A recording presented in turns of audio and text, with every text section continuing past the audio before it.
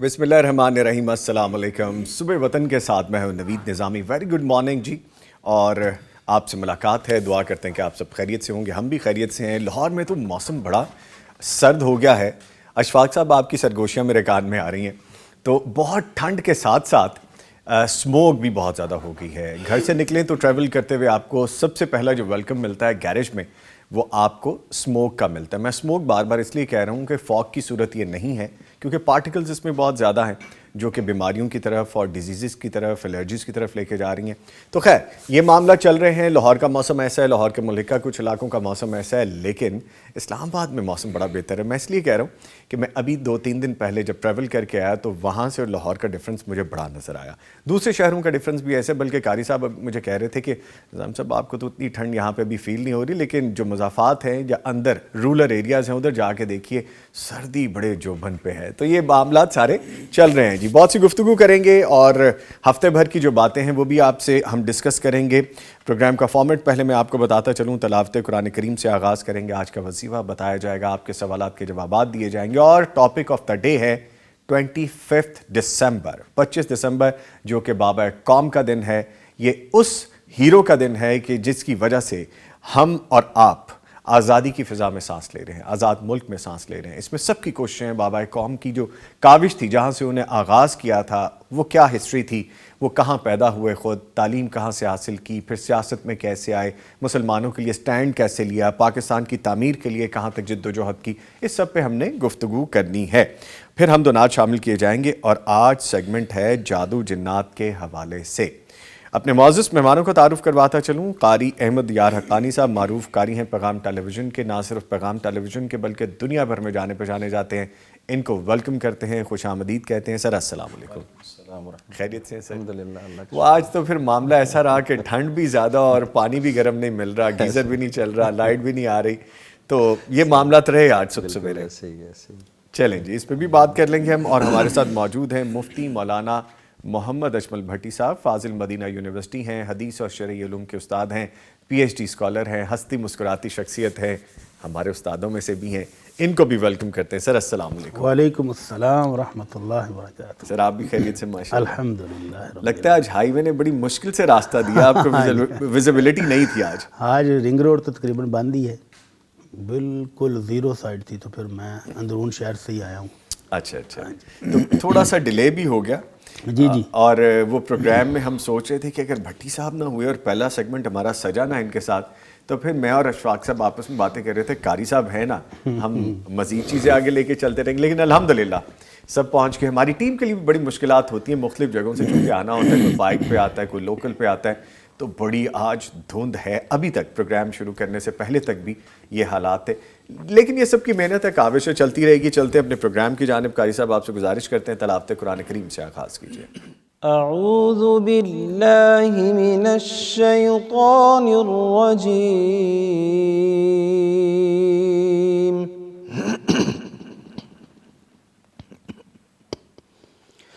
बिस्मिल्लाहिर रहमानिर रहीम।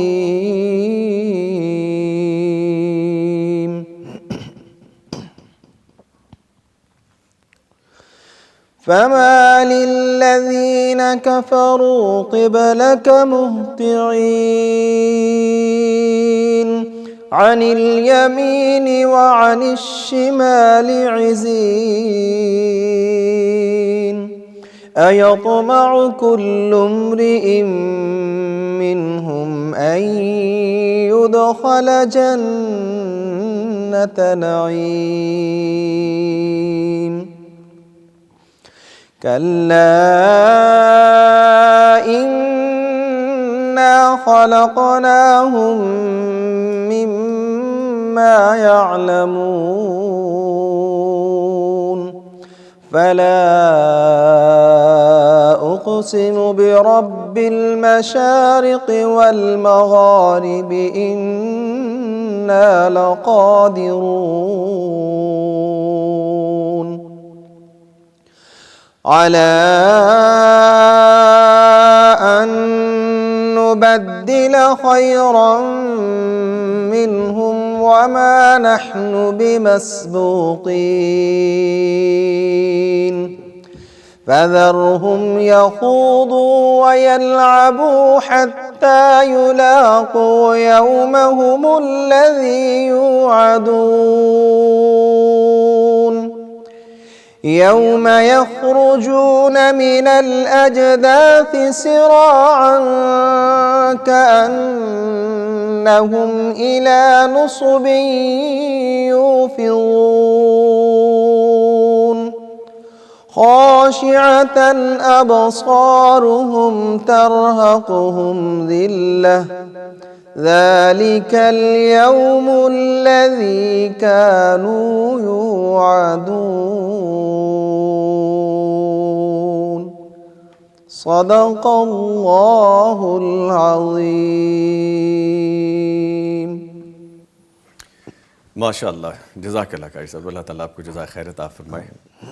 बढ़ते हैं जी भट्टी साहब की जानिब और इनसे गुफ्तगू करते हैं। वैसे बड़े मुझे मैसेजेस भी आते हैं कि भट्टी साहब को भट्टी साहब ना कहा करें, शेख मोहतरम कहा करें, मुफ्ती साहब कहा करें, तो आप क्या कहना चाहेंगे इस बारे में? ये तो आपके नाज़रीन की आपके साथ मोहब्बत है, अल्लाह ताला उनको जज़ाए खैर था फरमाए। आमीन। लेकिन भट्टी साहब, इसमें इनडायरेक्ट जो मुझे मोहब्बत नज़र आती है वो आपसे नज़र आती है कि आपसे अकीदत और एहतराम से, क्योंकि यकीनन हम करते हैं, इसमें कोई दो राय नहीं है, लेकिन उनका अपना एक पर्सपेक्टिव है कि वो मोहब्बत से ये चाहते हैं कि सर। बिस्मिल्लाहिर्रहमानिर्रहीम, अल्हम्दुलिल्लाहि रब्बिल आलमीन, वस्सलातु वस्सलामु अला अशरफिल अंबिया वल मुरसलीन, अम्मा बाद। निज़ामी भाई, ये दुनिया अल्लाह रब्बुल इज़्ज़त की नेमतों से भरी हुई है। इसके बावजूद एक मोमिन के लिए आमना के लाल सल्लल्लाहु अलैहि वसल्लम फरमाते हैं, अद-दुनिया सिजनुल मोमिन। मोमिन इस दुनिया में ऐसे है जैसे वो जेल में बंद हो। पाबंदियाँ हैं, अहकामात हैं, तालीमात हैं, उन सब को उसने फॉलो करना है। तो हम देखते हैं कि एक शख्स जो बड़ा अच्छा बिज़नेस चला रहा था, ज़रा तसव्वुर करें कि वो किस तकलीफ़ के साथ मेरे पास आया होगा और आकर कहता है, बड़ी साहब ख़ास दुआओं की ज़रूरत है, मैं ज़ीरो पे आ गया हूँ। अल्लाह अकबर। ये अच्छा खासा बिज़नेस चलता हो और फिर खसारे पे खसारा, खसारे पे खसारा, और एक वक्त ऐसा है कि वो बेचारा बड़ी लजाजत के साथ कि बटी साहब प्लीज़ मेरे लिए दुआ फरमा दें। एक ख़ातून जो अपनी ज़बान दराजी की वजह से, बदकिस्मती से 3 तलाक़ें ले बैठी अपने खामद से। इतनी कॉल है पिछले 4 दिनों में, आपको मोबाइल दिखाऊं तो आप हैरान हो जाएं। मैंने उसको कहा, बीबी मैं आपको मसले का हल बता चुका हूँ। उसने मुझे को 10 मुफ्ती गिराए जिनसे वो मसला पूछ चुकी है। सुकून नहीं है, सुकून के लिए क्या करें जी। एक शख्स वो आता कहता है जी घर में 2 बच्चों को बुखार है, एक को ये है, एक को ये है। एक आया जी 4 माह का, 3 माह का बच्चा वेंटिलेटर पर है। अल्लाह। तो ये सारी मुश्किलात, जी। इनमें दिल को सुकून कैसे आए, ये मुश्किलात हल कैसे हों। आज का वजीफ़ा अल्लाह के नबी सल्लल्लाहु अलैहि वसल्लम की ज़ुबान मुबारक से निकला हुआ एक जुमला हमारे लिए, दोनों जानों के लिए काफ़ी है। आपने फरमाया जब ऐसी मुश्किल आ जाए जो जाने का नाम नहीं ले रही, सख्त परेशान हो आप, दिली सुकून नहीं है, नजात का कोई रास्ता मिल नहीं रहा, तो उस वक़्त अपने रब से ज़रा तल्लुक़ जोड़ें और ज़ुबान से क्या कहें, अपने आप को उसके सुपुर्द कर दें। क्या कहें? अल्लाहुम्मा ला सहला इल्ला मा जअलतहु सहला। अल्लाह दुनिया में कोई आसानी नहीं है मगर जो तू आसान कर दे वो आसान हो जाता है। बेशक। व अंत तजअलुल हज़्न सहलन इज़ा शिअता। और अल्लाह जब तू चाहे तो मुश्किल से मुश्किल चीज़ को भी आसान कर देता है। तो उस मालिक से इल्तिजा करें, उससे रिक्वेस्ट करें, तो फिर इंशाअल्लाह मुश्किलात से निकलने का रास्ता, बंद दरवाजे खुल जाते हैं। और एक और बहुत बड़ी बिशारत कुरान मजीद में मौजूद है, इससे मिलती जुलती। अल्लाह रब्बुल इज़्ज़त का वादा है, फ़इन्ना मअल उसरी युसरा, इन्ना मअल उसरी युसरा। अल्लाह रब्बुल इज़्ज़त ने इन 2 आयात के अंदर तंगी एक ही और आसानियाँ 2 बयान की हैं। تو فرمایا جب بھی مشکل آئے گی اس کے ساتھ دو دو آسانیاں، دو دو رحمتیں اللہ عطا فرمائے گا۔ تو تھوڑا سا حوصلہ کرنے کے ساتھ ساتھ اپنے رب کے ساتھ تعلق بنائیں تو انشاءاللہ مشکلات سے نکال دے گا، بند دروازے کھول دے گا، تنگی دور ہو جائے گی، دل کو سکون مل جائے گا، اطمینان حاصل ہو جائے گا۔ تو بڑی محبت کے ساتھ یہ کلمات جو ہیں یہ پڑھتے رہیں۔ اللہم لا سہل الا ما جعلتہ سہلا وانت تجعل الحزن سہلا اذا شئت۔ جی تو اللہ مجھے بھی اور آپ کو بھی عمل کرنے کی توفیق عطا فرمائے، آمین۔ اور اللہ ہم سب کو مشکلات سے نجات عطا فرمائے، آسانیاں، رحمتیں اور برکتیں عطا فرمائے۔ آمین۔ ٹھیک ہے سر، سوالات کی جانب بڑھتے ہیں پھر۔ جی بسم اللہ۔ آج کا جو پہلا سوال ہے کافی لینتھی ہے، لیکن چلیں شامل کریں۔ جی ہم 5 بھائی اور 2 بہنیں ہیں۔ 30 سال قبل ہمارے والد صاحب نے 18 مرلہ سرکاری زمین قبضے میں لی۔ بعد میں 3 مرلے ہم 5 بھائیوں کو دی، جبکہ 3 مرلے اپنے پاس رکھی۔ کافی دیر بعد ہم بھائیوں نے ان 3 مرلوں کی قیمت اپنے طور پر سرکار کو ادا کر کے اپنے نام لگوائی۔ والد صاحب نے اپنے والے 3 مرلے بھی بعد میں ہم میں سے 3 بھائیوں کے نام کر دیے، کیونکہ باقی دونوں اپنے اپنے گھر بنا چکے تھے۔ اب سوال یہ ہے کہ والد صاحب کے اس زمین کو احاطے میں لے آنے سے ہی ہماری 2 بہنوں کا بھی ان 18 مرلوں میں حصہ بن جاتا ہے، جبکہ ہر بھائی نے اپنے اپنے 3 مرلے کی قیمت خود ادا کی ہے۔ اگر حصہ بنتا ہے تو ادائیگی کیسے ہوگی؟ زمین کی موجودہ ویلیو کے حساب سے یا پھر جب ہمیں والد صاحب کی طرف سے دی گئی تھی تب کے اعتبار سے؟ سبحان اللہ۔ پہلی بات تو یہ ہے کہ یہ زمین ان کے والد صاحب کی ہے ہی نہیں، جی زمین تو سرکاری ہے، جی اور اس پر قبضہ جمانا بھی شرعاً جائز نہیں ہے۔ اگر گورنمنٹ ان کو یہ الاٹ کرتی تو پھر یہ ان کے والد صاحب کی ملکیت ہوتی، جی پھر وہ اپنے بچوں میں جب تقسیم کر رہے تھے تو بیٹیوں کو بھی حصہ دینا چاہیے تھا۔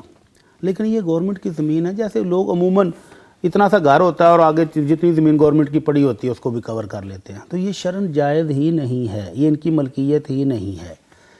البتہ دوسری صورت جب ہوئی کہ بیٹوں نے اس زمین کی باقاعدہ قیمت ادا کر کے تو وہ گورنمنٹ سے لے لی، جی تو ان کی ہو گئی، اب اس کا والد کے ساتھ کوئی تعلق نہیں ہے۔ جو 3 مرلے بانٹے والد صاحب نے وہ کس حیثیت سے بانٹے ہیں؟ مجھے تو یہ سمجھ نہیں آ رہی کہ ملکیت سرکار کی ہے تو والد صاحب نے وہ 3 مرلے تینوں بیٹوں کو کیسے دے دیے؟ یعنی ابھی تک وہ ویسے کے ویسے شاملات ہی پڑے ہیں، والد صاحب نے تقسیم اپنی طرف سے کر دی لیکن ملکیت اب بھی گورنمنٹ کی ہے، اب بھی والد کی نہیں ہے۔ تو ان دونوں صورتوں میں بہنوں کا تو حصہ اس میں بنتا ہی نہیں ہے۔ بیٹوں نے جو پیسے خود دیے، اگر بہنوں نے بھی کچھ دیے ہوتے تو ان کی ہوتی۔ تو والد صاحب نے جو یہ بانٹی ہے غیر سرکاری زمین، یہ ان کی ملکیت نہیں تھی اور ان کو بانٹنے کا بھی حق نہیں تھا۔ البتہ جب بیٹوں نے قیمت دے کے گورنمنٹ سے وہ حاصل کر لی تو وہ ان کی ہو گئی ہے، جی اور جو 3 مرلے ابھی تک اسی طرح ہیں تو وہ نہ والد کی ملکیت ہے اور نہ وہ بانٹ سکتے ہیں اور نہ ہی اس میں بیٹیوں کا کوئی حصہ ہے۔ تو یہ مسئلہ ہی ختم ہو گیا ہے کہ قیمت کون سی لگانی ہے جی بہنوں کے حصے نکالنے کے لیے۔ بہنوں کا حصہ بنتا ہی کوئی نہیں ہے کیونکہ والد صاحب کی پراپرٹی ہے ہی کوئی نہیں۔ ہاں البتہ اس کے علاوہ کو اگر کوئی پراپرٹی ہے والد صاحب کی، یا وہ جو اصلی گھر جس میں وہ رہ رہے ہیں وہ ان کا اپنا تھا، تو اس میں بیٹیوں کا پورا حصہ ہے بھائیوں کے ساتھ۔ ٹھیک ہے ٹھیک ہے۔ اچھا سر، آگے ایک اور کوسچن میں پوچھتے ہیں، میرے ایک دوست نے مجھے کچھ خریدنے کا کہا۔ میں دکاندار نہیں ہوں بلکہ میں نے اپنے کسی جاننے والے دکاندار دوست سے بات کر کے مطلوبہ چیز کا سودا کیا۔ وہ چونکہ میرا دوست تھا اس لیے اس نے مجھے وہ چیز مارکیٹ سے 2 روپے کم ریٹ پر دے دی۔ مثال کے طور پر مارکیٹ میں وہ 50 روپے کی تھی، اس نے مجھے 48 روپے میں دے دی۔ میں اپنے پہلے دوست کو وہی چیز 49 کی دے دیتا ہوں اور اس سے رقم لے کر دکاندار کو دے دیتا ہوں، جبکہ 1 روپیہ نفع اپنی جیب میں ڈال لیتا ہوں۔ کیا میرے لیے ایسا کرنا جائز ہے جبکہ میں دکاندار بھی نہیں ہوں اور میں نے اپنے دوست سے ایسے کسی نفع کی بات طے بھی نہیں کی؟ سبحان اللہ۔ جی یہ ہے دوستی آج کے دور کی، دوستی، خلوص، محبت، خیر خواہی اب یہ رہ گئی ہے کہ جہاں ٹیکا لگ سکتا لگا دو۔ جی تو بھائی صاحب پہلی بات تو یہ ہے کہ آپ کا یہ عمل شرعاً، اخلاقاً اور معاشرتی ویلیو کے مطابق بالکل غلط ہے۔ یا تو آپ کمیشن ایجنٹ بن کے سامنے آئیں، آپ کے دوست کو پتہ ہو کہ یہ مارکیٹ سے جو مال خرید کے مجھے دے گا اس میں سے اتنے % کی کمیشن ہے، تو جائز ہے۔ آپ اس کو سامان ڈھونڈ کر دے رہے ہیں، لا کے دے رہے ہیں، آپ اپنی کمیشن لے لیں، اپنی اجرت لے لیں۔ اور جب آپ کا دوست یہ سمجھ رہا ہے کہ میرا یہ بھائی میرا بڑا خیر خواہ ہے، میرا دوست ہے، میرا بھائی، اکٹھے کھاتے ہیں پیتے ہیں، تو یہ اس کو ذرا مارکیٹ کا پتہ ہے تو یہ مجھے چیز سستی لے دے گا، وہ آپ پر اعتماد کر رہا ہے، بھروسہ کر رہا ہے، اور آپ اس کو ٹیکا لگا رہے ہیں، تو یہ غلط ہے۔ کبھی وہ دور تھا، نبی رحمت صلی اللہ علیہ وسلم نے مسلمانوں کو یہ کہا الدین النصیحہ، مومنو دین خیر خواہی کا نام ہے۔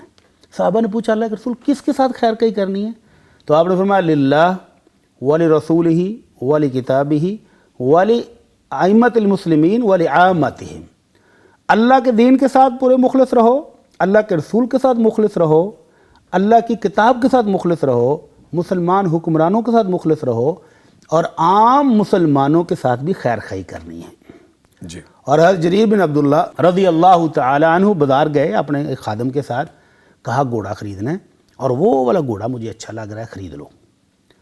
آپ وہ گئے، جا کر اس کا ریٹ لگایا تو 300 درہم لگایا۔ جی۔ وہ مالک کہہ رہا نہیں جی 300 درہم کا مجھے نہیں ہے، وارہ نہیں کھاتا، سوٹ نہیں کرتا مجھے، سوٹ نہیں کر رہا، اتنے میں نہیں ہے۔ نہیں دینا۔ تو کہتے ہیں چل یار تو پھر میرے مالک کے پاس آ جا، تو جا کے طے کر لے۔ وہ آیا بیچارہ اپنے گھوڑے کو لے کر مالک کے پاس، حضرت جریر بن عبداللہ کے پاس آ گیا رضی اللہ عنہ۔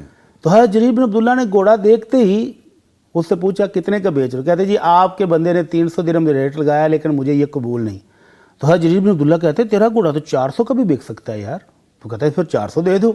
ان کا نہیں 500 کا بھی ہے، گھوڑا بڑا قیمتی ہے۔ اللہ اکبر۔ یار تیرا گھوڑا تو مجھے لگ رہا ہے 600-700 میں بھی بک جائے گا۔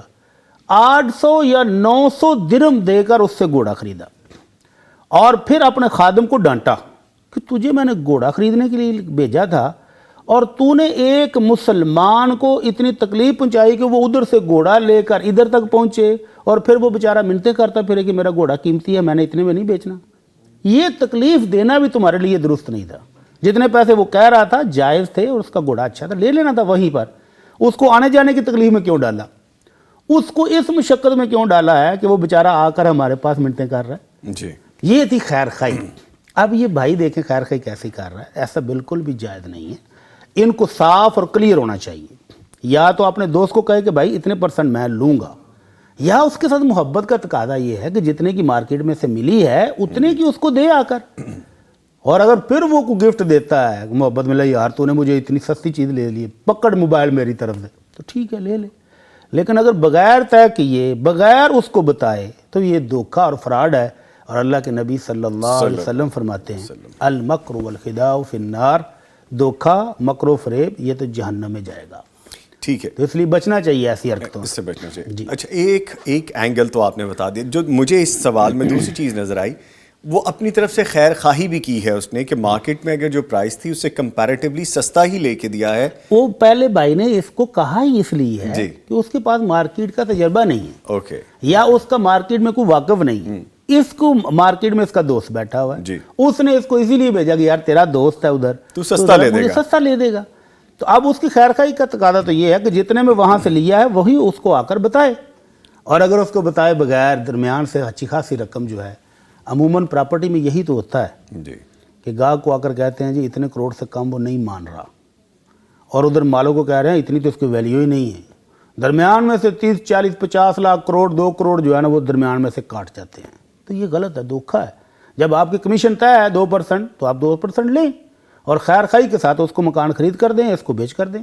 اچھا، نارملی نا بھٹی صاحب، یہ بہت سارے کاروباروں میں، بہت ساری چیزوں میں، بزنسز میں ایسے ہوتا ہے۔ جس میں گاڑیوں کا بزنس کرتا ہوں، سم ٹائمز اس میں بھی چیز دیکھنے میں آتی ہے، ایک چیز کی وہ قیمت ہوتی نہیں، اس میں خامی بھی ہوتی ہے، لیکن وہ بتائے بغیر زیادہ ریٹ پہ دی جاتی ہے۔ اور سم ٹائمز اس کی دوسری صورت یہ بھی نظر آتی ہے کہ سر آپ نے اتنی خوبصورت بات کی کہ ہمارا دین اور ہمارے بڑے تو ہمیں یہ سکھا کے گئے ہیں، صحابہ کرام کے بارے میں آپ نے ابھی بتایا کہ تمہاری چیز کی قیمت یہ ہے، اصل میں یہ ہونی چاہیے، اور ہم خامیاں نکال کے ان خامیوں پہ ہاتھ رکھ کے پھر کہتے ہیں کہ یہ چیز سستی دو کیونکہ اس میں یہ خامی ہے، اور ہم ولنگلی اس کو بائی کرنا چاہتے ہیں کم ریٹ پہ۔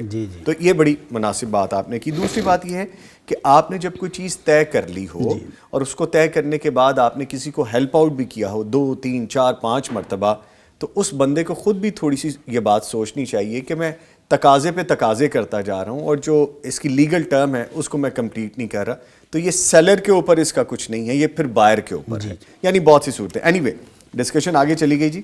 ایک اور کویسچن ہے، لکھتے ہیں مکان زمین وغیرہ کا معاہدہ کرنا کئی سالوں کا، پھر مجبوری یا غیر مجبوری سے معاہدہ توڑنا، کیا یہ جائز ہے؟ یہ کلیئر نہیں ہے کہ زمین اور مکان کرائے پر دینی ہے، کیا کرنا ہے۔ اگر تو کرایہ ہی مقصود ہے تو مدینہ منورہ میں حضرت رافع بن خدیج رضی اللہ تعالیٰ عنہ کہتے ہیں کہ سب سے زیادہ کھیت اور باغات ہمارے تھے، اور ہم کئی سال باغات ٹھیکے پر دیتے تھے۔ تو اللہ کے نبی صلی اللہ علیہ وسلم کے دور میں یہ معاہدے ہوئے ہیں کہ کئی سال باغ کو ٹھیکے پر دے دیا ہے، زمین ٹھیکے پر دے دی ہے اور چل رہا ہے۔ البتہ یہ ہے کہ ایک بندہ مجبور ہو گیا ہے، وہ کہتے ہیں جی میں مزید نہیں چل سکتا آپ کے ساتھ، 5 سال کا معاہدہ تھا، 2 سال کے بعد وہ آ گیا جی میں کینسل کرنا چاہتا ہوں، تو کینسل کر دینا چاہیے۔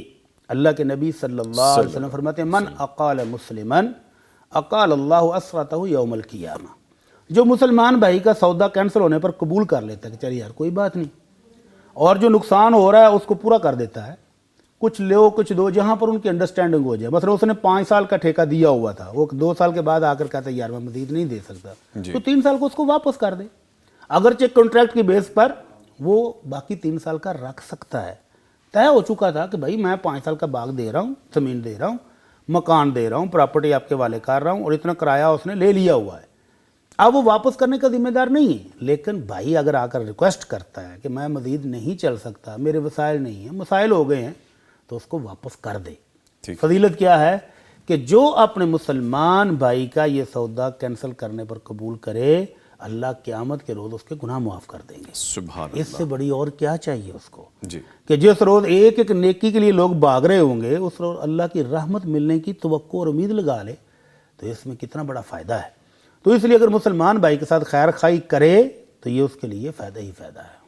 ٹھیک ہے سر، آگے سوال ہے کہ حضرت آدم اور اماں حوا کے نکاح کے وقت حق مہر کی باری آئی تو اللہ تعالیٰ نے حضرت آدم سے فرمایا کہ کچھ بھی نہیں ہے دینے کو، تو میرے پیارے آخری نبی صلی اللہ علیہ وآلہ وسلم پر ایک مرتبہ درود ہی پڑھ دے۔ یہ سوال ہے جی۔ درود شریف کی تو گردان ہم ہر پروگرام میں کرتے ہیں جی انشاءاللہ کہ اس سے بڑھ کر کوئی اللہ کی رحمتوں کے حصول کا وظیفہ نہیں ہے، پڑھنا چاہیے۔ لیکن یہ جو سٹوری ہے کہ اللہ رب العزت نے آدم علیہ السلام کو کہا کہ حق مہر دو، وہ ہمارے ایک دوست درس دے رہے تھے، تو ایک بندے نے اسی طرح سوال پوچھا جی کہ جی اماں جی اور ابا جی کا نکاح کس نے پڑھایا تھا؟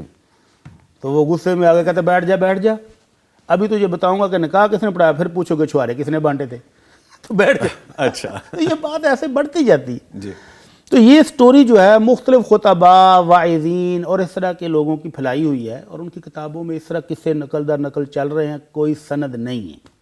یعنی اللہ کے نبی صلی اللہ علیہ وسلم کے فرمان کے مطابق یہ کوئی قصہ ثابت نہیں ہے کہ ایسا ہوا ہو۔ اور پھر اس قصے میں اتنی ورائٹی ہے، کسی قصے میں ہے کہ اللہ نے کہا کہ 3 مرتبہ درود شریف پڑھو، جی کسی قصے میں ہے 10 دفعہ پڑھو، کسی میں ہے 20 دفعہ پڑھو، کسی میں ہے 100 دفعہ پڑھو، کسی میں 1000 دفعہ پڑھو۔ تو یعنی ہر خطیب نے اپنے اپنے حساب سے اس کو بڑھا چڑھا کے بیان کیا ہے۔ درود شریف پڑھنے کے ہم سب قائلین میں سے ہیں، پڑھتے ہیں، اللہ ہمیں اپنی رحمتوں سے نوازے۔ آمین۔ لیکن یہ سٹوری غلط ہے، یہ سٹوری صحیح ثابت نہیں ہے۔ تو ایسا کوئی واقعہ اللہ کے نبی صلی اللہ علیہ وسلم کی زبان مبارک سے نہیں ارشاد ہوا۔ ٹھیک ہے۔ اچھا، کل ایک جگہ فیملی گیٹ ٹوگیدر تھا اور ایک ایسے ہی نئے بندھن میں بندھنے جا رہے تھے 2 بچے، تو وہاں پہ حق مہر کے حوالے سے بات ہو رہی تھی۔ اب مجھے چونکہ دیکھتے ہیں تو پھر انہوں نے کہا کہ جی، میں نے کہا جی میں آپ کو نہیں بتا سکتا اس طرح سے، آپ پراپر آپس میں ڈسکشن کر رہے ہو جو دین میں ہے۔ پھر وہ آ گیا جی شرعی، پھر میں نے کہا اگر آپ نے شرعی پہ آنا ہے تو اس وقت کا شرعی اب کا یہ بنتا ہے۔ تو ایک دفعہ سر میں چاہوں گا 1-2 لائنس میں وہ ذرا کائنڈلی بتا دیں کہ اب کا حق مہر کیا بنتا ہے۔ ابھی میرے ساتھ بھی اسی اتوار کو، پچھلے 3-4 دن ہوئے ہیں، ہاں اتوار کو تھا، پچھلے اتوار کو شاید ایک شادی تھی، تو وہ حق مہر لکھ رہے ہیں کہ سارے مسجد کے نمازی تھے، تو مجھے کہتے ہیں بٹی صاحب وہ لکھ دو جو شرعی ہے۔ میں نے کہا دیکھ لے رہا، مشکل ہو جائے گی آپ کے لیے جو شرعی ہے، جی آپ کو پتہ ہے شرعی کتنا ہے؟ کہنے لگے جی وہ یہ 16 روپے 32 آنے اس طرح کا تھا کوئی۔ میں کہا واہ بڑے سے آنے ہو۔ تو میں نے کہا جس دور میں علماء کرام نے یہ فتویٰ دیا تھا 16 روپے 32 پیسے والا، جی اس دور میں سونے اور چاندی کی قیمت اتنی ہی بنتی تھی۔ جی تو شریعت نے یہ ہماری سہولت پر چھوڑا ہے۔ اللہ کے نبی صلی اللہ علیہ وسلم نے اس صحابی کو جس کے پاس کچھ بھی نہیں تھا، آپ نے اس کو کہا جاؤ ڈھونڈو، اگر لوہے کی ایک انگوٹھی ملے تو وہی لے آؤ۔ ٹھیک ہے، یہ کم سے کم مقدار تھی۔ ایون ایک خاتون نے جوتے کے ایک جوڑے کے عوض میں بھی شادی کی. تو آپ نے فرمایا تم اس پر راضی ہو گئی؟ کہنے لگی اللہ کے نبی میں راضی ہو گئی. اور میکسیمم ہم نے بتایا تھا کہ 150 کلو سونا، قنطار جو قرآن مجید میں آیا ہے وہ 150 کلو سونا ہے یا چاندی ہے. اتنی بڑی مقدار بھی ہو سکتی ہے لیکن یہ بندے کی استطاعت پر ہے. اوکے. تو کوئی بھی شخص اپنی استطاعت سے بڑھ کر نہ دے اور کم بھی نہ دے. اچھا کل چاندی کا ذکر ہو رہا تھا تو چاندی جو ہے نا وہ 1.5 کلو، 1.5 کلو چاندی کتنے بنتی تولے ہے. بنتی ہے تقریباً؟ وہ 18، یہ تقریباً 127 کلو 127 تولے بنتی ہے. 127 تولے. تو یہ جو ہے یہ 500 درہم کا ہے جو اللہ کے نبی صلی اللہ علیہ وسلم نے اپنی بیٹیوں کو حق مہر دلوایا اور اپنی بیویوں کو دیا. تو یہ 500 درہم 1.5 کلو چاندی بنتی ہے. تو 1.5 کلو چاندی کا ریٹ نکالیں وہ 3 لاکھ کے قریب اس وقت بنتی ہے. اچھا. تو میں نے ان جوڑے کو کہا، میں نے کہا پر شرعی 3 لاکھ لکھ دوں؟ نہیں کہتے، ہنس کے کہتے ہیں نہیں پھر 50,000 لکھ دو. اللہ اکبر. نہیں جی اگر شرعی کی بات تھی تو یہ میں نے اس لیے واضح کیا کہ ان کا کہنا تھا کہ وہ بڑا ریپیٹڈلی اور بڑے کنسسٹنٹ ہیں صبح وطن دیکھنے میں، ہمارے شوز ہمارے کلپس دیکھتے ہیں. تو میسج ہے جی آپ کے لیے کہ آپ یہ چیز دیکھ لیجئے، اور ان سب کے لیے بھی میسج ہے جو حق مہر کے حوالے سے آئدر وہ لڑکی والوں کی سائڈ ہو لڑکے والوں کی سائڈ ہو، اس چیز کو ذہن میں رکھیں. لیکن اگر وہ 3 لاکھ دینے کے قابل ہیں، جی سب سے پہلی بات ہے اس کی اچھی سیلری ہے، ٹھیک ہے، تو اس کو 3 لاکھ دینے میں بھی کوئی قباحت نہیں، دینا چاہیے. ٹھیک ہے. اچھا ہمارے ساتھ ایک لائیو کالر ہے سر کمالیہ سے، محمد معاویہ صاحب. جی السلام علیکم. وعلیکم السلام. ندیم صاحب کی حال ہے؟ جی الحمدللہ آپ کی دعا. حضرت صاحب نے میرا سلام. وعلیکم السلام. اس سلام کے ساتھ ہی لائن ڈسکنیکٹ ہو گئی، بات دوبارہ مل جائے گی. جی ٹھیک ہے. اچھا سر آگے ایک اور کویسچن ہے، پوچھتے ہیں ایک خاتون 2 ماہ کی پریگننسی میں ہے، اس حالت میں بھی وہ دوسرے تیسرے دن خون بہنے لگتا ہے، کیا اسے حیض کا خون شمار کیا جائے گا یا پھر اسے استحاضہ کا خون ہوگا، اور وہ اس حال میں بھی نماز پڑھیں؟ جی بالکل. پریگننسی کے دوران اگر تو مینسز کا خون بند ہو جاتا ہے، عموماً ایسا ہوتا ہے کہ پھر خون نہیں آتا، لیکن خاتون کو پتہ ہے کہ مہینے کے کن دنوں میں اس کو مینسز آتے تھے، تو ان دنوں میں اگر وہی خون آیا ہے تو وہ حیض کا خون مینسز شمار ہوں گے. اور اگر وہ ان دنوں سے ہٹ کے آ رہا ہے تو پھر وہ استحاضہ ہے، اس میں خاتون نماز نہیں چھوڑے گی، پڑھے گی. وضو کرے، پیڈ وغیرہ رکھ کے، ٹھیک ہے، سنجا کر کے پیڈ رکھ لے، وضو کرے اور نماز اپنے ٹائم پر پڑھ لے. ٹھیک ہے. لیکن اگر وہ مینسز کے دنوں میں آ رہا ہے، ایک دن آیا اگلے دن نہیں آیا، پھر اگلے دن آ گیا پھر نہیں آیا، تو مینسز کے جو وہ 5 یا 6 دن جو اس کی روٹین تھی صاحب کا، ان 6 دنوں کے اندر اگر وہ خون آ رہا ہے تو پھر وہ رک جائے، وہ نہ پڑے. آگے پوچھا کہ افطار کرنے کا مسنون اسلامی طریقہ کیا ہے؟ ماشاءاللہ. ہمارے ہاں عموماً معروف ہے کہ اگر کچھ بھی کھانے کو نہ ملے تو نمک کے ساتھ افطار کریں. تو یہ بالکل غلط ہے، یہ مشہور ہو گیا ہمارے معاشرے میں، ہے کوئی نہیں. نبی رحمت صلی اللہ علیہ وسلم کے بارے میں حضرت انس رضی اللہ عنہ فرماتے ہیں کہ آپ نماز پڑھنے سے پہلے جب روزہ افطار کرتے تو روزہ افطار کرتے علی رطیبات. رطب کہتے ہیں اس کھجور کو جو درخت پر پکی ہو، تھوڑی سی کچی بھی ہوتی ہے اور زیادہ وہ پک چکی ہوتی ہے، اس کو کہتے ہیں رطب. تو آپ چند رطب کھا کر روزہ افطار کرتے تھے. اور اگر رطب میسر نہیں ہیں تو وہ جو کھجور، خشک کھجور جو ہم بھی اپنے علاقے میں کھاتے ہیں، تو وہ خشک کھجوریں آپ چند ایک نوش فرما لیتے. اگر وہ بھی میسر نہیں ہوتی تو آپ پانی کے چند گھونٹ پی کر روزہ افطار کر کے نماز کے لیے تشریف لے جاتے. تو ابھی ہمارے لیے کیا ہے، ہم تو لوازمات کے ڈھیر لگا دیتے ہیں. اس سے پہلے کہ لمبی ڈشز کا نام آ جائے میں آپ کو روکتا ہوں. لائیو کالر ہمیں دوبارہ جوائن کر چکے ہیں، محمد معاویہ صاحب. جی السلام علیکم ونس اگین. وعلیکم السلام. ندیم صاحب کی حال ہے؟ الحمدللہ. جی دعائیں حضرت صاحب نے میرا سلام پیش کر. جی وعلیکم السلام ورحمۃ اللہ وبرکاتہ. جی صاحب پچھلے دنوں تسی کہہ رہے تھے کہ خواب اچھے ہونا، یہ بھی بڑی اچھی گل ہے جی، خوش قسمتی کی علامت ہے. اچھا میں تو یہ گل کر رہا ہے کہ میں پچھلے دنوں سے خواب دیکھ رہا کہ مسجد نبوی میں کھڑا ہوں گا، ماشاءاللہ بہت ہی فس کے نماز پڑھ رہے ہیں، یعنی کہ مجمع کافی ہے. جس ویلے نماز پڑھ کے ابھی فارغ ہوئے ہیں تے ایک شخصیت اگے کھڑی نماز پڑھ رہی ہے، کچھ لوگ بیٹھے وہ چہرے وال دیکھ رہے ہیں. میرے نال دا آدمی کہنے لگیا ہے کہ جاندا ہے کون کہڑی شخصیت ہے؟ کہ میں کہا یار کون آ؟ تو انہوں نے کہا کہ حضور اکرم صلی اللہ علیہ وسلم اللہ دے نبی ہے. میں حضرت انہوں بہت غور نہ چہرے دے وال دیکھن لگ گیا، درمیانہ قد، نہ بہتا لمبا نہ بہتا اچا، تے گول چہرہ، خوبصورت داڑھی مبارک آئی. ਜਿਸ ਵੇਲੇ ਉਹਨਾਂ ਨੇ ਕਿਹਾ ਨਾ ਕਿ ਅਲਹਮਦੁਲਿल्लाह ਰੱਬਿਲ ਆਲਮੀਨ, जी ਉਹਨਾਂ ਦੇ ਲਬ ਮੁਬਾਰਕ ਹਿੱਲੇ ਨਾ ਕਿ ਵਾਹ ਵਾਹ ਵਾਹ ਵਾਹ, ਅੱਲਾ ਦੀ ਤਾਰੀਫ ਬਿਆਨ ਕਰ ਰਿਹਾ, ਅੱਲਾ ਦੀ ਸਨਾ ਬਿਆਨ ਕਰ ਰਿਹਾ। ਔਰ ਮੈਂ ਉਹਨਾਂ ਦੇ ਚਿਹਰੇ ਵੱਲ ਦੇਖਦਾ ਮੇਰੀ ਅੱਖ ਖੁੱਲ ਗਈ। ਸੁਬਾਹ ਨੂੰ ਮੈਂ ਫਜਰ ਦੀ ਨਮਾਜ਼ ਤੋਂ ਬਾਅਦ ਵਜ਼ਾਇਫ ਕਰਕੇ ਪਿਆ ਸੀਗਾ। ਹਜ਼ਰਤ ਮੈਂ ਉਹੀ ਮੁਆਵੀਆ ਹੈਗਾ ਜਿਹਨੂੰ ਪਿਛਲੀ ਦਫਾ ਕਾਲ ਕੀਤੀ ਦਰੂਦ ਸ਼ਰੀਫ ਦੇ ਮੁਤਲਕ, जी जी ਤੇ ਦਰੂਦ ਸ਼ਰੀਫ ਮੈਂ ਅਲਹਮਦੁਲਿल्लाह ਕਸਰਤ ਨਾਲ ਪੜ੍ਹਦਾ ਹੈਗਾ। माशाल्लाह ਹਜ਼ਰਤ ਇਹਦੇ ਮੁਤਲਕ ਮੇਰੀ ਥੋੜੀ ਜਿਹੀ ਰਹਿਨਮਾਈ ਕਰਿਓ। ਮੇਰਾ ਸਵਾਲ ਇਹ ਸੀਗਾ ਪਿਛਲੀ ਦਫਾ ਵੀ ਮੈਂ ਜਿਸ ਵੇਲੇ ਸੁਬਾਹ ਨੂੰ ਤਹੱਜਦ ਦੀ ਨਮਾਜ਼ ਪੜ੍ਹਦਾ ਕਿ ਨਮਾਜ਼ ਤੋਂ ਬਾਅਦ ਕਸਰਤ ਨਾਲ ਦੁਆ ਮੰਗੀ ਜਾਂਦੀ ਹੈਗੀ, ਅੱਧਾ ਪੌਣਾ ਘੰਟਾ ਲੱਗ ਜਾਵੇ, ਉਹ ਪਤਾ ਹੀ ਨਹੀਂ ਚੱਲਦਾ ਹੈਗਾ। ਉਹ ਇਸ ਅੰਦਾਜ਼ ਹੁੰਦਾ ਜਿਸ ਤਰ੍ਹਾਂ ਮੈਂ ਅੱਲਾ ਨੂੰ ਆਪਣੇ ਦੁੱਖ ਸੁਣਾ ਰਿਹਾ, ਅੱਲਾ ਬੈਠਾ, ਅੱਲਾ ਕਹਿ ਰਿਹਾ ਹੈਗਾ ਅੱਛਾ ਅੱਛਾ, ਯਾਨੀ ਕਿ ਇੰਨਾ ਕੁ ਸਕੂਨ ਹੁੰਦਾ ਕਿ ਮੈਂ ਤੁਹਾਨੂੰ ਅਲਫਾਜ਼ਾਂ ਨਾਲ ਬਿਆਨ ਨਹੀਂ ਕਰ ਸਕਦਾ ਹੈਗਾ। ਇਸ ਤੋਂ ਬਾਅਦ ਮੈਂ ਦਰੂਦ ਸ਼ਰੀਫ ਸ਼ੁਰੂ ਕਰਦਾ ਹੈਗਾ।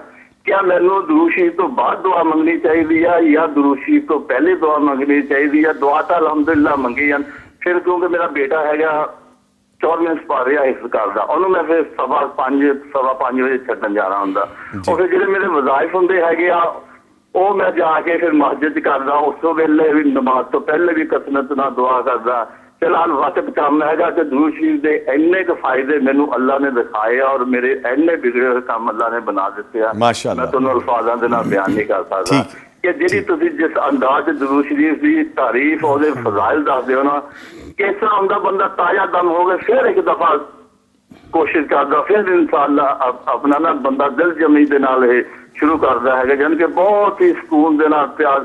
ਜਿੰਨੀ ਤਾਰੀਫ ਤੁਸੀਂ ਕਰਦੇ ਹੋ ਫਿਰ ਉਹਨਾਂ ਜਜ਼ਬਾ ਫਿਰ ਬੰਦੇ ਦੇ ਦਿਲ ਵਿੱਚ ਪੈਦਾ ਹੁੰਦਾ। ਬਹੁਤ ਮਿਹਰਬਾਨੀ ਹੈ ਤੁਹਾਡਾ ਜਿਹੜਾ ਪ੍ਰੋਗਰਾਮ ਨਾ, ਯਕੀਨ ਕਰੋ ਕਿ ਮੈਂ ਤੁਹਾਨੂੰ ਅਲਫਾਜ਼ਾਂ ਨਾਲ ਬਿਆਨ ਨਹੀਂ ਕਰ ਸਕਦਾ ਹੈਗਾ ਕਿ ਕਿੰਨਾ ਅੱਛਾ ਔਰ ਕਿਸ ਅੰਦਾਜ਼ 'ਚ ਤੁਸੀਂ ਮਸਲਾ ਸਮਝਾਉਂਦੇ ਹੋ ਨਾ ਕਿ ਬੰਦੇ ਦੀ ਤਬੀਅਤ ਖੁਸ਼ ਹੋ ਜਾਂਦੀ ਹੈ। ਅੱਲਾਹ ਤੁਹਾਨੂੰ ਖੁਸ਼ ਰੱਖੇ, ਤੁਹਾਡੀ ਜ਼ਿੰਦਗੀ 'ਚ ਬਰਕਤ ਦੇਵੇ, ਤੁਹਾਡੇ ਰਿਜ਼ਕ 'ਚ ਬਰਕਤ ਦੇਵੇ। ਬਸ ਇੱਕ ਗੁਜ਼ਾਰਿਸ਼ ਹੈ ਕਿ ਜਿਸ ਵੇਲੇ नमाज तो दुआ मांगो, जो याद रह जाए साढ़े मुतल्लिक दुआ करते हैं। ज़रूर जी ज़रूर, हम ज़रूर दुआ करते हैं जी। आपके कॉल करने का सर बहुत शुक्रिया और बड़ी मज़े की और बड़ी दिल को लगने वाली बातें भी हैं आपकी, तो अल्लाह ताला आपको अपनी अमान में रखे। हमें दुआएं देने का बहुत शुक्रिया। अभी चलते हैं बड़ी साहब की जानिब। सर अल्लाह अकबर। भाई साहब पहले भी बता चुके हैं कि वो कसरत से दुरूद शरीफ पढ़ते हैं, तो जब बंदे को इतनी मोहब्बत हो जाए तो ख्वाब में अल्लाह के रसूल सल्लल्लाहु अलैहि वसल्लम की ज़ियारत हो जाना ये कोई अनोखी बात नहीं है। ये तो उनकी अल्लाह के साथ मोहब्बत, अल्लाह के रसूल के साथ मोहब्बत, हो सकता है उसी का इनाम हो, सुभान अल्लाह। तो लेकिन इस इनाम को इतना वो नशर ना करें। खुश हों, खुशी का मौका है, लेकिन इसको अगर वो इतना ज़्यादा मशहूर करेंगे तो हमारे मुआशरे में गलत किस्म के नज़रियात और लोगों का हजूम ये फिर उनके लिए किसी फितने का बायस भी बन सकता है। ठीक है, अगर अल्लाह ताला ने उनको कसरत से दुरूद शरीफ पढ़ने की वजह से ये ज़ियारत करवाई है तो इसको दिल में छुपा के रखें। बड़ी साहब बहुत लकी, माशाल्लाह, क्या खुशबख्त आदमी। लेकिन अगर लोगों ने इनको घेर लिया जी तो फिर मुश्किल भी हो जाएगा। बाकी उन्होंने पूछा कि वो दुरूद शरीफ के बाद दुआ मांगें कि पहले, जी, तो दुरूद शरीफ कसरत से पढ़ने के बाद दुआ मांगें तो वो कबूलियत का वक़्त हो जाएगा। ठीक है, तहज्जुद भी है, सहरी का टाइम भी है, दुआओं की कबूलियत का वक़्त भी है, दुरूद शरीफ भी पढ़ लिया तो उसके बाद दुआ करें तो ये ज़बरदस्त हो जाएगा। ठीक है, अल्लाह ताला इनकी दुआएं इल्तिजाएं कबूल फरमाए, आमीन। इनका दुरूद शरीफ पढ़ना भी कबूल फरमाए। बाकी ख्वाब की जो ताबीर है वो जब हमारा ख्वाबों की ताबीर का सेगमेंट होगा तो उसमें तफसील से वो पूछ सकते हैं। ठीक है, बल्कि बड़ी साहब हम सब भी यही। अच्छा, क्या कह रहे हैं इशफाक साहब? नेक्स्ट कॉलर, ठीक है, मोहम्मद कुर्बान साहब हैं लिया से। जी अस्सलाम वालेकुम। वालेकुम सलाम जनाब। जी मोहम्मद कुर्बान साहब फरमाइए क्या। हाँ जी, मैंने ना है तो मैं कोई बड़ा आलम नहीं हूँ, थोड़ा बहुत जानते हैं दीन के बारे में, तो मैंने एक चीज़ ली है कि 1 लाख रुपया, मिसाल से ही समझा सकता हूँ मैं। 1 लाख रुपया अगर बैंक में जमा कराते हैं, कोई गरीब बेचारा अपना बचा के रखता है, तो वो 15 दिन के बाद, पहले तो 15 दिन के बाद ही उसकी कीमत कम हो जाती है और साल के बाद तो वो 50,000 ही रह जाते हैं।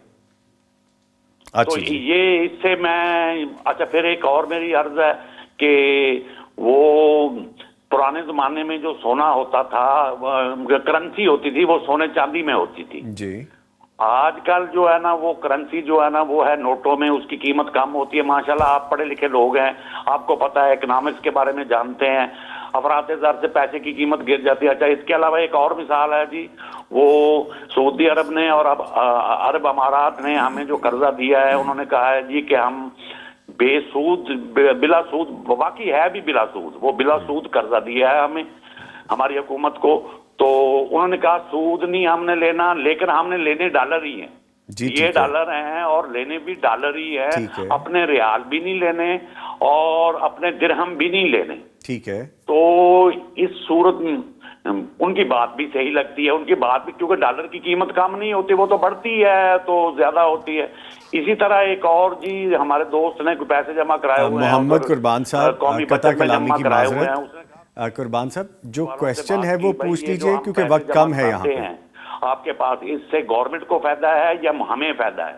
تو انہوں نے ان کے ٹی وی کا والیوم بھی آن ہے سر. ایک تو ٹی وی کا والیوم بھی آف کر دیں، دوسرا آپ کویسچن جو پوچھنا ہے وہ پوچھ لیجئے. تو ہاں جی، کوشچن یہی ہے کہ آج کل میں اس کو مثال سے بتا رہا ہوں نا، میرے بیٹے نے گاڑی لی ہے نا، میرے بیٹے نے گاڑی لی ہے قسطیں دینے کے باوجود نا،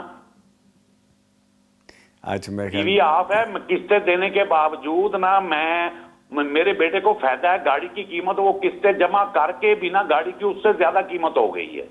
ٹھیک ہے. اب کویسچن کیا تھا آپ کا، مجھے وہ بتا دیجیے. یہی ہے، میں کہتا ہوں کہ یہ سود ہم 20% بھی اگر وہ سال کے بعد ہمیں دیں تو میں تو کہتا ہوں یہ سود کے زمرے میں نہیں آتا، اس کے تو پیسے پھر بھی کم ہو جاتے ہیں. ٹھیک ہے ٹھیک ہے. لے جی ابھی جواب لیتے ہیں. آپ کی کال کرنے کا بہت شکریہ، تھینک یو ویری مچ.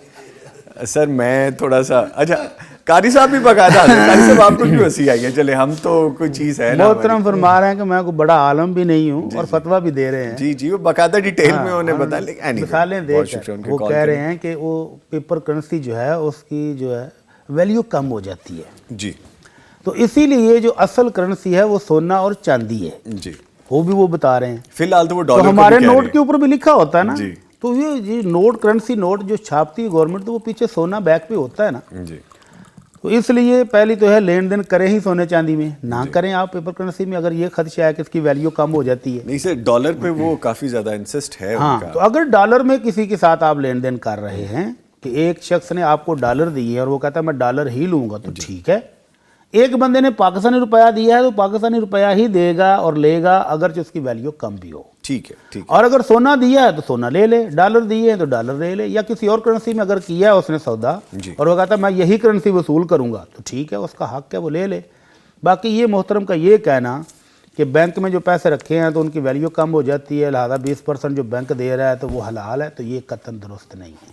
ٹھیک ہے. پیسے کے اوپر جو پرافٹ آپ لیں گے وہ سود ہے اور سود حرام ہے، خواہ وہ 0% 1% ہو یا 20% ہو. بینک دے یا آپ کو لوکل بندہ دے وہ حرام ہی ہے، وہ جائز نہیں ہو سکتا. میرے اور آپ کے کہنے سے وہ جائز نہیں ہو سکتا. نہیں ہو سکتا. ٹھیک ہے. اور یہ والا جو کویسچن تھا ہمارا یہ بھی تقریباً کمپلیٹ ہو گیا کہ جو مسنون اسلامی طریقہ تھا افطار کا وہ آپ نے بیان کر دیا تھا. ٹھیک ہے. لے جی سر ہم نے آج تقریباً سارے سوال کر لیے ہیں جو ہمیں آئے تھے. باقی انشاءاللہ جو نئے ہمارے پاس کویسچنز آ رہے ہیں وہ اگلے پروگرام میں ہو جائیں گے. اس کے ساتھ ہی اپنے دونوں معزز مہمانوں کا شکریہ ادا کروں گا. قاری احمد یار حقانی صاحب، سر آپ کے آنے کا بہت شکریہ. اور ان کے ساتھ موجود رہے مفتی مولانا محمد اجمل بھٹی صاحب، سر آپ کے بھی تشریف لانے کا بہت شکریہ. بارک اللہ. لے جی پروگرام تو بھی جاری ہے. بریک کے بعد جب واپس آئیں گے تو قائد اعظم ڈے 25 دسمبر 25 دسمبر کے حوالے سے ہم گفتگو کریں گے. ملتے ہیں ایک چھوٹی سی بریک کے بعد، ہمارے ساتھ رہیے گا.